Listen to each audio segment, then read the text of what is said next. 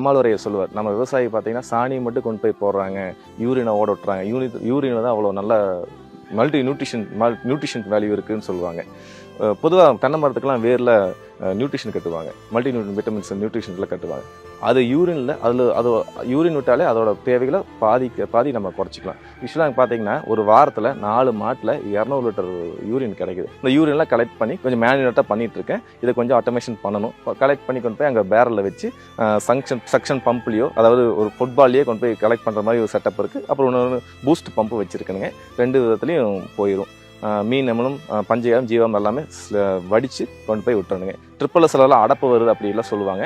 ப்ராப்பராக நீங்கள் ஸ்க்ரீன் போட்டு ஃபில்டர் பண்ணி எண்டு கேப்பில் ப்ராப்பராக ஃப்ரெஷ் பண்ணிங்கன்னா 100% அடப்பு வராது. வந்தாலும் அது ஒன்றும் பெரிய பாதிப்பு இருக்காது. பீரியாடிக்கல் மெயின்டெனன்ஸில் அது கொண்டு போய்க்கலாம். அதனால் ஒன்றும் தப்பு வராதுங்க. Biggest UN concert ever, Universe. Tickets filling fast. Book yours on Kinap.